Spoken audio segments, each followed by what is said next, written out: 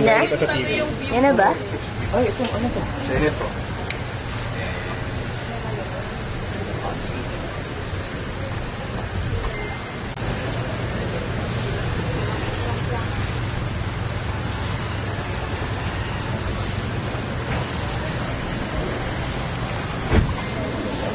Dito tayo.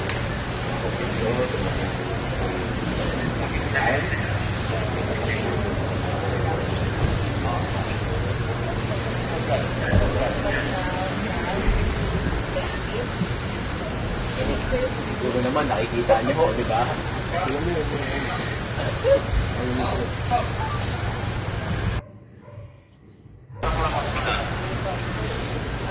Tama yung tips.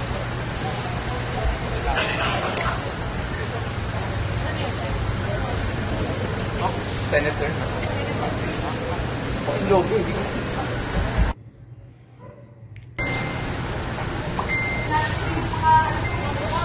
Sabi ko yung Pag bumalis sila, ito na. kasi ano yan, sinabi niya.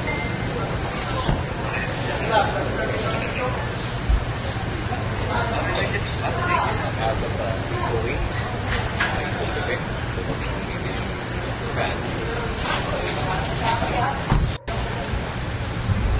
Karen, kailangan mo nga ito. Kailangan natin ito.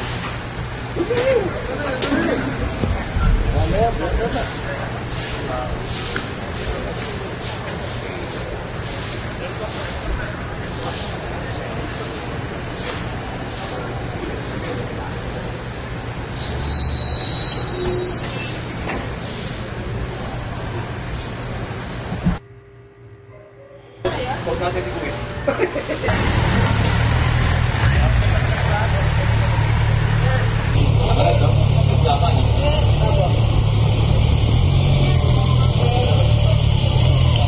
Ay, sarmay.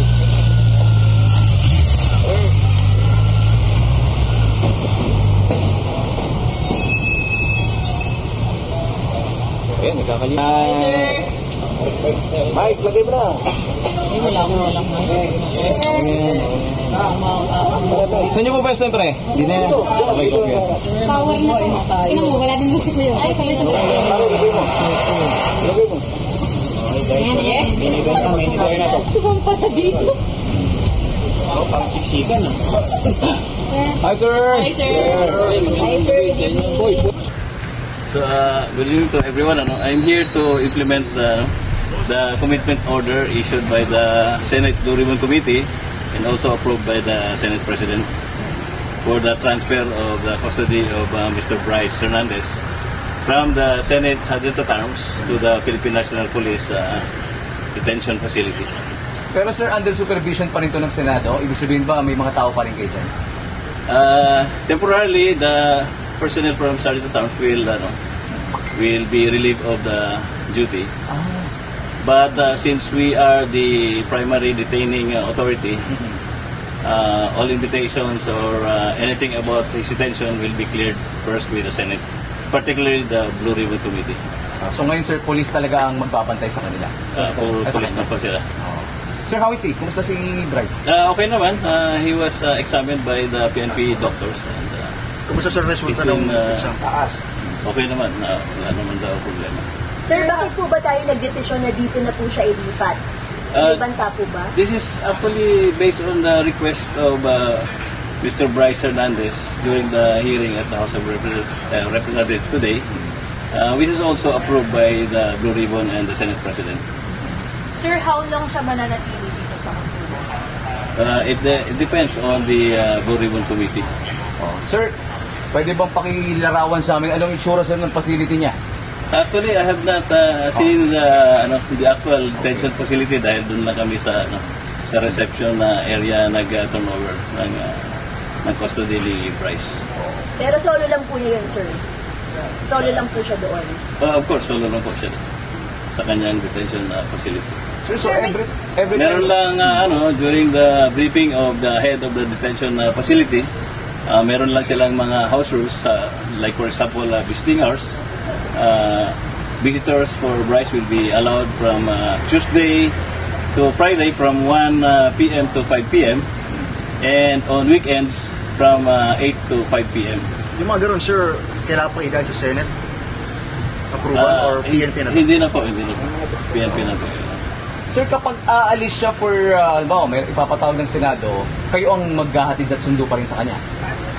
Pagka papatawag po ng Senado, kami po ang magsusundo sa kanya. And even the House of Representatives? Tama po. Okay. But all invitations, of course, will be coursed through the Senate Blue Ribbon Committee and also to be approved by the Senate President. Sir, may mga binanggit siyang pangalan kanina na mga senador. Linawin ko lang po, may banta po ba sa kanyang buhay? Sa amin naman, sa tingin namin, wala namang bata. But of course, siguro, may mga personal na paniniwala din si Bryce. So let's respect. May nasabi po ba siya sa inyo, sir, bago kayo maghiwalay sa loob? Na wala naman, nagpasalamat lang siya for the courtesy we have extended to him in his short stay sa Senate detention facility. Any other requests, sir, from his end? Wala naman siyang request. And, I think he's comfortable here at the PNP detention center. So yun lang po. Maraming Thank you, Sir Mau. salamat. Sir, thank you, sir. Thank you po.